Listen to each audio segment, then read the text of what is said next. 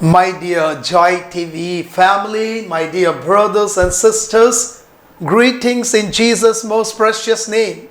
எனக்கு அருமையான Joy TV குடும்பத்தாரே, சகோதர சகோதரிகளே, இயேசு கிறிஸ்துவின் விலையேறப்பெற்ற நாமத்தில் உங்களுக்கு வாழ்த்துதல்களை தெரிவித்துக் கொள்கிறேன்.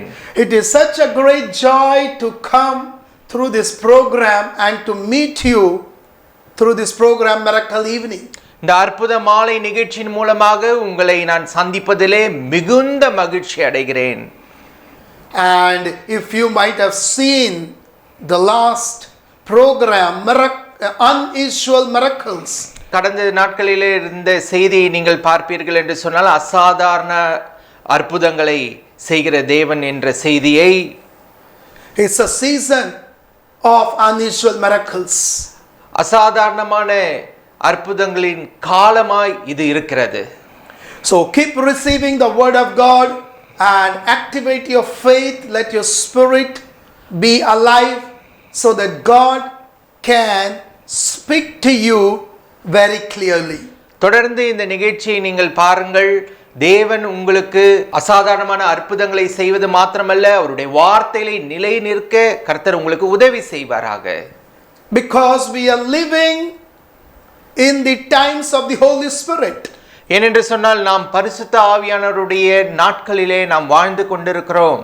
And Holy Spirit is doing great and mighty things like never before. பரிசுத்த ஆவியானவர் மிகுந்த அற்புதங்களையும் அடையாளங்களையும் நமக்கு இந்த நாட்களிலே செய்து கொண்டிருக்கிறார். Which you might have not seen in your life.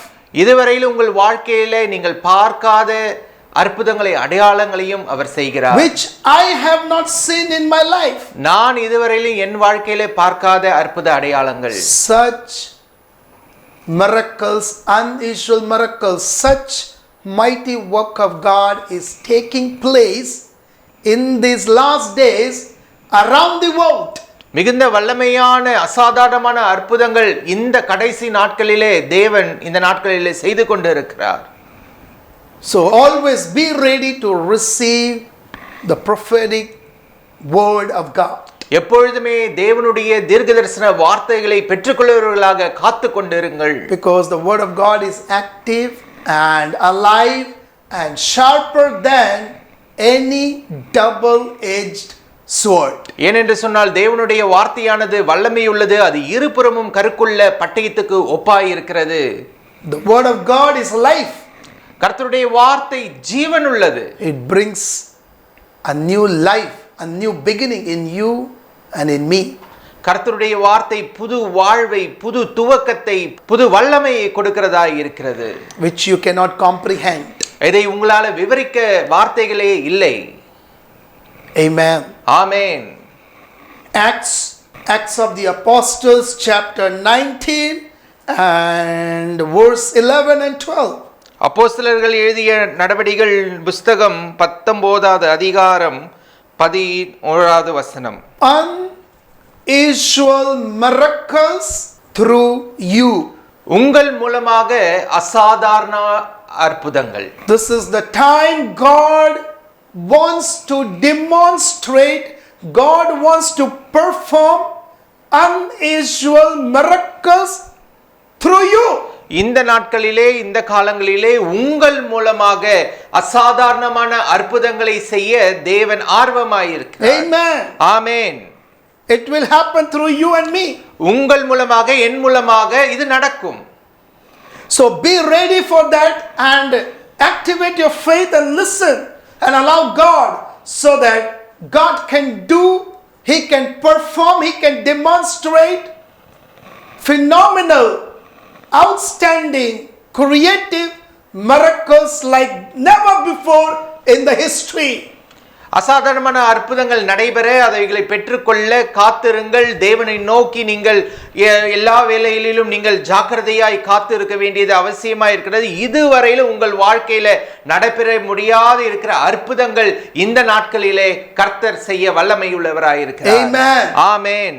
Verse 11. Now God worked unusual miracles by the hands of Paul.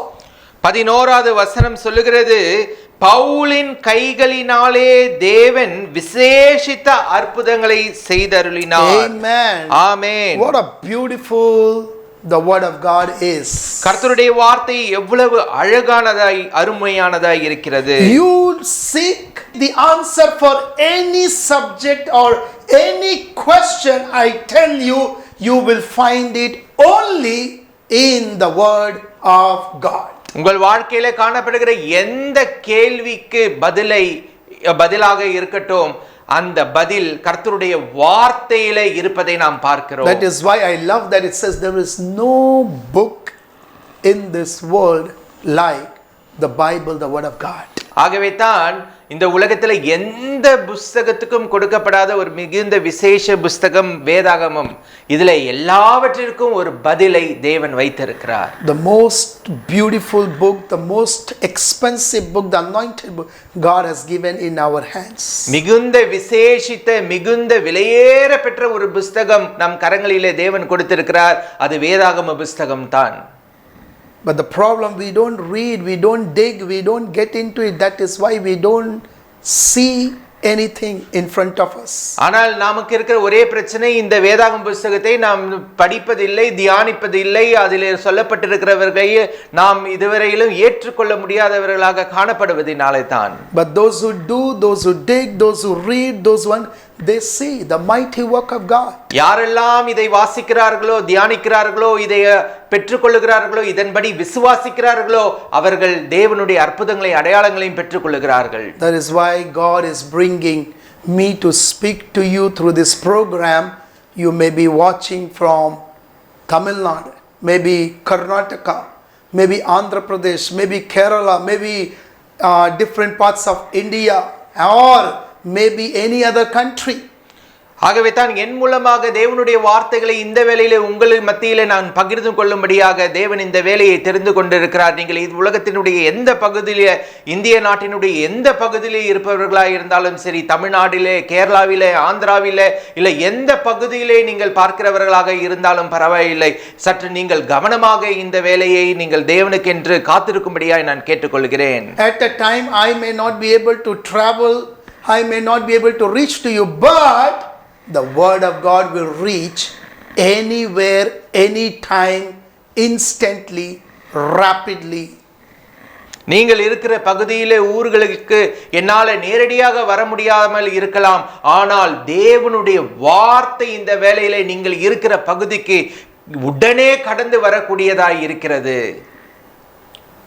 God worked unusual miracles which we cannot comprehend, which we cannot think. Unusual means something which is beyond our imagination.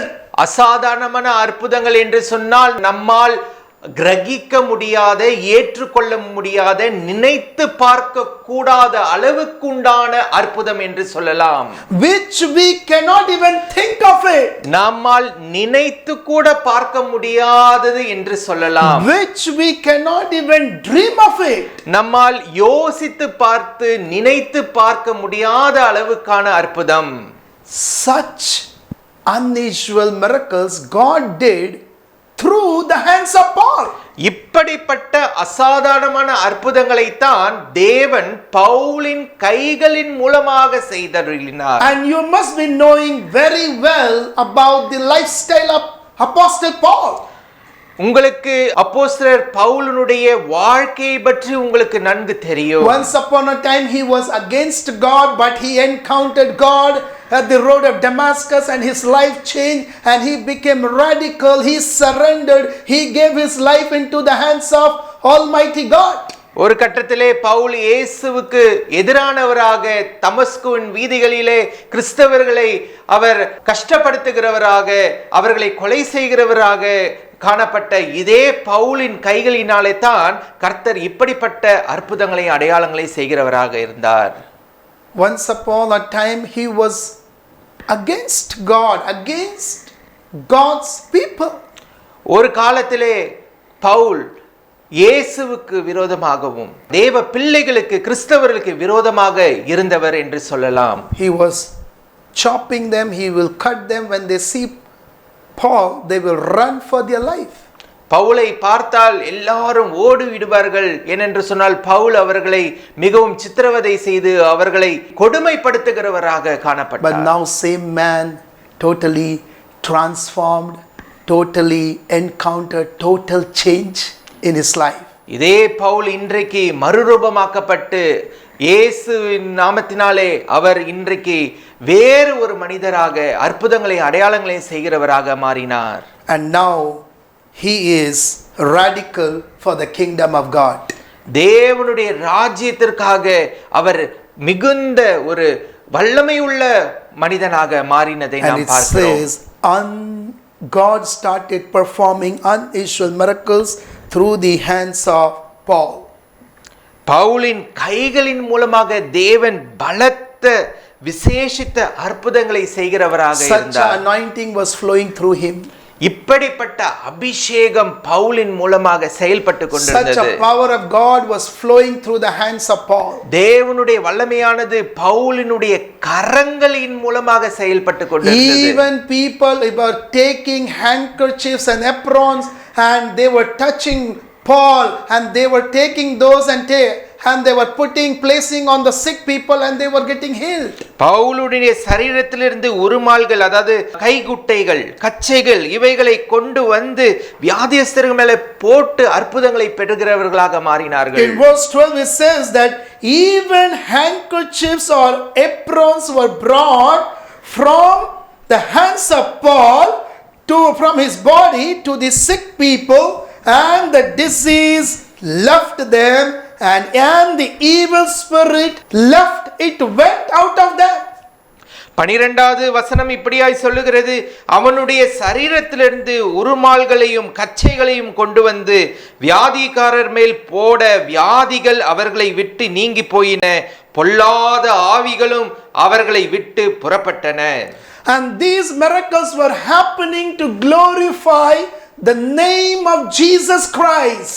இந்த அற்புதங்கள் தேவனுடைய நாமம் மகிமைப்படுவதற்காக செய்யப்பட்டன. Not to glorify the name of Paul. பவுலுடைய பெயர் மகிமைப்படுவதற்காக அல்ல.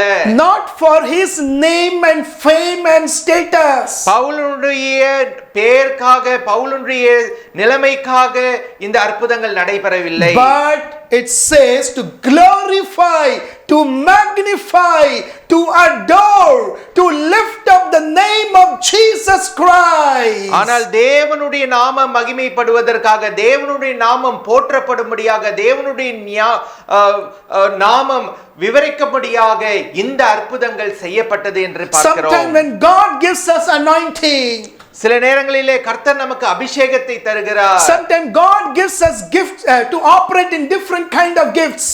சில வேளையிலே கர்த்தர் நமக்கு பலவிதமான வல்லமைகளை நமக்கு தருகிறார். Not to glorify our names, நம்முடைய பெயரை பிரஸ்தாபப்படுத்துவதற்காக அல்ல.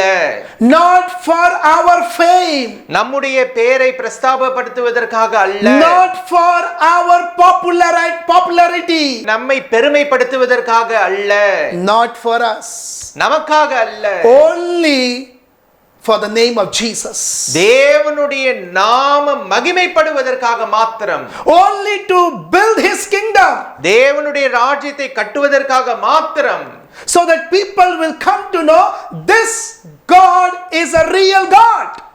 ஆகவே ஜனங்கள் தேவன் உண்மையுள்ளவர் என்பதை அறிந்து கொள்ளும்படியாக, they will come to know this God is a living God. தேவன் ஜீவிக்கிற ஒரு தேவன் என்பதை அறிந்து கொள்ளும்படியாக, they will come to know this God is a miracle working God. ஜனங்கள் இந்த தேவன் ஒரு அற்புதத்தை செய்கிற தேவன் என்பதை தெரிந்து கொள்வதற்காக. That is why God gives us anointing. ஆகவே தான் தேவன் நமக்கு அபிஷேகத்தை கொடுக்கிறார். That is why God gives his resurrected power to us. ஆகவே தான் தேவன் தம்முடைய உயிர்த்தெழுந்த வல்லமையை நமக்கு கொடுத்திருக்கிறார். That is why the Lord sanctifies us, he cleanses us. ஆகவே தான் தேவன் நம்மை பரிசுத்தப்படுத்தி சுத்தப்படுத்தி இருக்கிறார். So that he can use as his vessel to save the people who are in the darkness.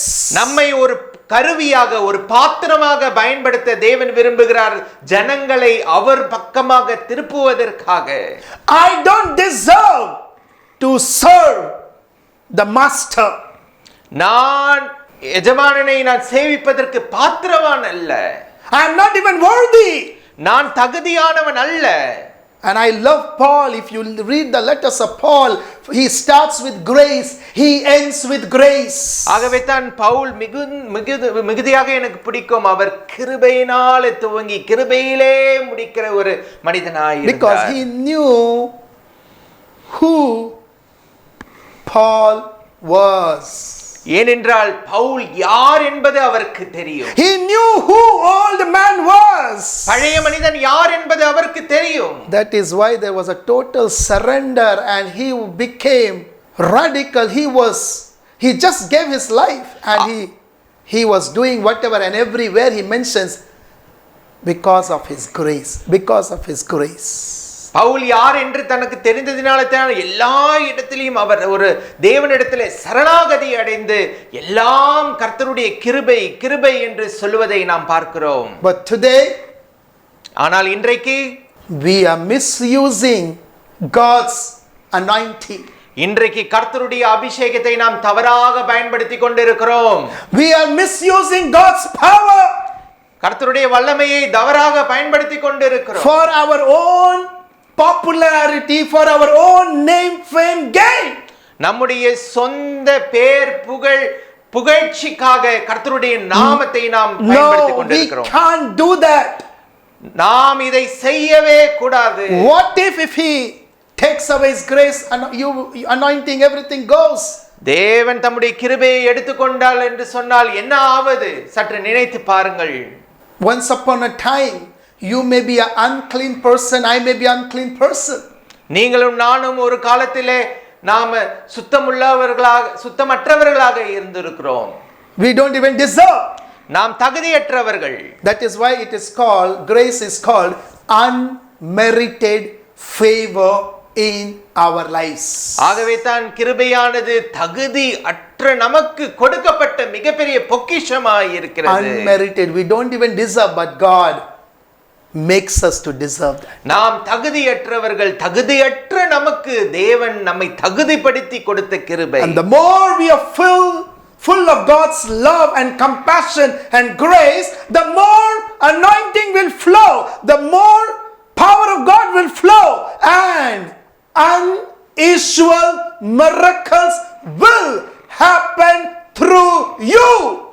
எவ்வளவு தேவனுடைய கிருபையை, தேவனுடைய அபிஷேகத்தை, தேவனுடைய வல்லமையை வாஞ்சிக்கிறோமோ அவ்வளவு வல்லமை, கிருபை, அவ்வளவு அற்புதங்கள், அசாதாரணமான அற்புதங்களை நம் மூலமாக தேவன் செய்ய வல்லமை உள்ளவராய் இருக்கிறார். Maybe through this hand once upon a time you might have killed, you are a murderer.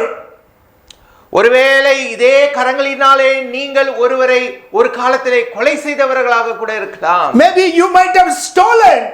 இதே இந்த கரங்களை வைத்து நீங்கள் திருடி இருக்கலாம். Maybe you might have gone against God's nature. தேவனுடைய திட்டத்திற்கு விரோதமாக இந்த கரங்கள் செயல்பட்டிருக்கலாம். Maybe you lived unclean life. ஒருவேளை நீங்கள் ஒரு அசுத்த வாழ்க்கையை வாழ்ந்திருக்கலாம். Maybe many things you might have done through, maybe many filthy things through this hand. ஏராளமான பாவங்கள், அழுக்குகள் இந்த கரங்களிலே நீங்கள் செய்திருக்கலாம். Even in my life so many things happened through this hand. என்னுடைய சொந்த வாழ்க்கையில கூட अनेक காரியங்கள் இதே கரங்களின் மூலமாக நடைபெற்றிருக்கிறது. But I thank God. ஆனால் நான் இன்றைக்கு நன்றி சொல்லுகிறேன். I thank Holy Spirit. நான் பரிசுத்த ஆவியானவருக்கு நன்றி சொல்லுகிறேன். Today he has sanctified my hand. Today he anointed so that I can boldly talk about Jesus and I can glorify his name, and unusual miracles will flow like never before. ஆனால் இன்றைக்கு பரிசுத்த ஆவியானவர் என்னை முற்றிலுமாக கழுவி, என்னை தகுதிப்படுத்தி, என்னை அபிஷேகித்து, என் கரங்களின் மூலமாக அசாதாரண அற்புதங்களை இன்றைக்கு நடைபெறும்படியாக தேவன் என்னை தம்முடைய கிருபையினாலே தகுதிப்படுத்தி இருக்கிறார். Today, if you are breathing, if you are alive, and if God is using you mightily around the world, or in your city, or in your state, or in the town and village, it is because of God's grace. இன்றைக்கு உங்களுக்கு ஜீவனை கொடுத்து தேவன் உங்களை ஒரு வல்லமை உள்ளவர்களாக, ஒரு அற்புதத்தை செய்கிறவர்களாக, உங்கள் பகுதியிலே நீங்கள் தேவ நாம மகிமைப்படுவதற்கு ஒரு பாத்திரமாக உபயோகிக்கிறார் என்று சொன்னால் அது தேவனுடைய கிருபையினால் மாத்திரமே. Let's not forget God's grace. தேவனுடைய கிருபையை ஒருபோதும் நாம் மறக்க கூடாது. Let's not forget till the coming of Lord Jesus Christ. இயேசு கிறிஸ்து இரண்டாவது வருகை வரைக்கும் இந்த கிருபையை நாம் மறக்கவே கூடாது. Devil brings the pride. பிசாசானவர் பெருமையை நமக்கு கொண்டு வருவான். And pride brings destruction, damage. பெருமை நமக்கு அழிவை கொண்டு வந்து விடும். I know I am a man full of God's grace. There is not even a single area in my life where God's grace was not extended. எனக்கு நல்லா தெரியும், என்னுடைய வாழ்க்கையிலே எனக்கு நல்லா நான் அனுபவித்திருக்கிறேன். தேவனுடைய கிருபை என்பது மிகுந்த மிகுந்த பெரிய காரியமாய் இருக்கிறது. If I am today coming on television, if I am preaching, if God is using me in different countries, in India, I tell you openly for the glory of God, it is His grace in my life.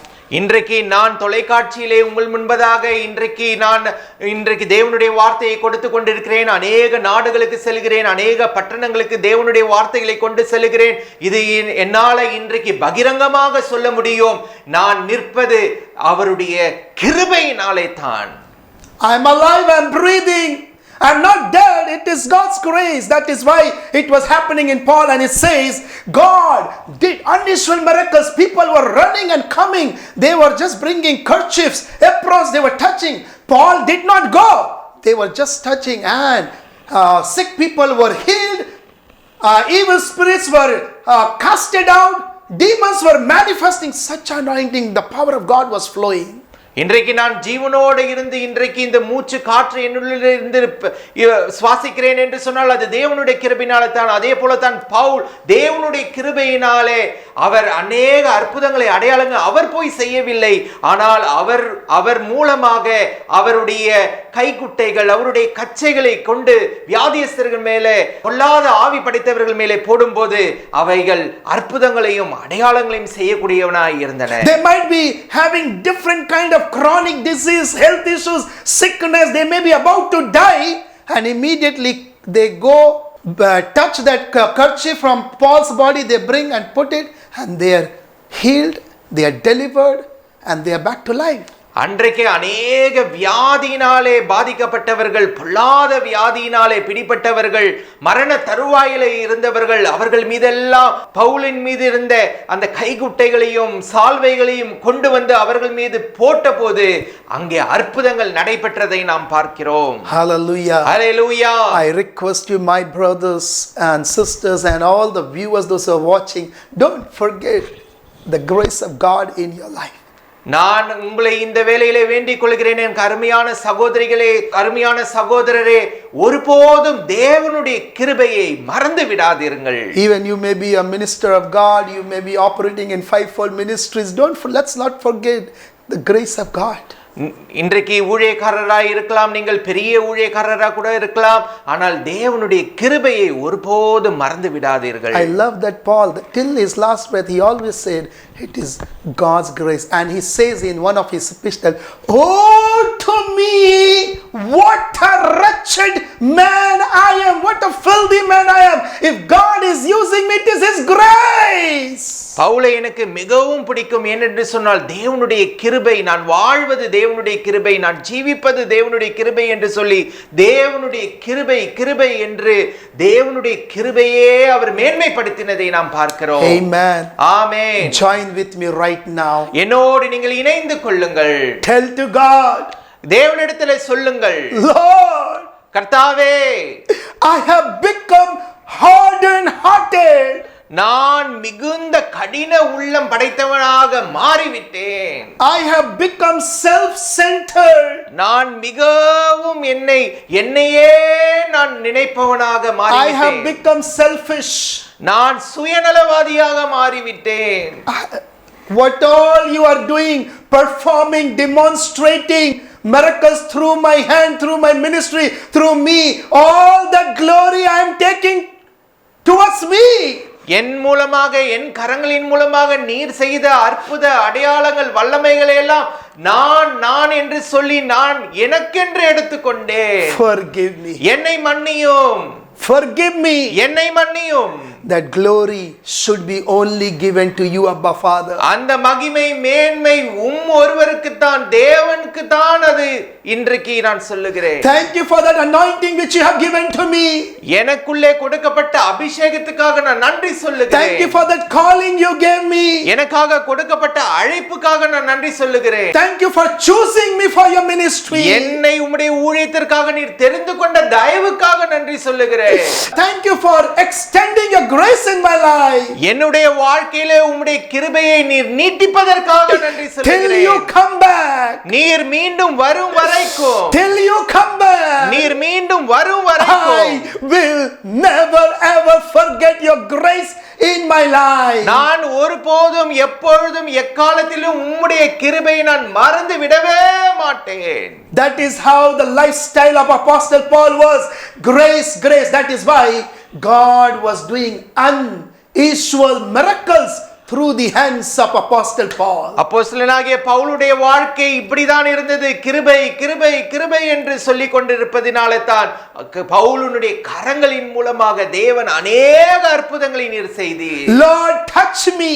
கர்த்தாவே என்னை நீர் தொடுவீராக. Lord, refresh me. கர்த்தாவே என்னை புதுப்பியோ. Lord, encounter me. கர்த்தாவே என்னை சந்தியோ. Lord, talk to me. கர்த்தாவே என்னோட பேசு. Lord, change me. கர்த்தாவே என்னை மாற்று. Change my behavior. என்னுடைய நடத்தையை நீர் மாற்று. Change my talk. என்னுடைய பேச்சை நீர் மாற்று. Change my life. என்னுடைய வாழ்க்கையை நீர் மாற்று.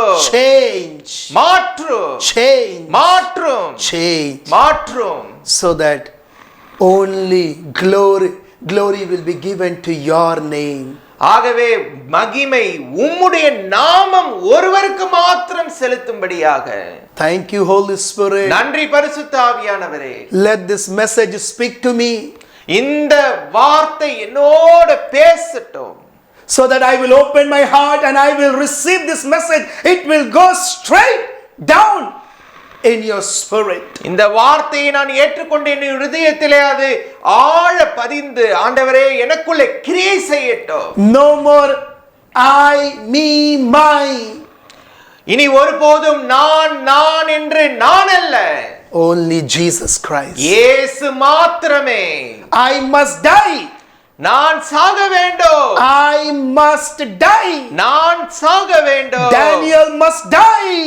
டேனியல் மரிக்க வேண்டும். Christ must live. இயேசு வாழ வேண்டும். And no more you will do anything for your name, for your fame, for your glory, for your own hidden agendas.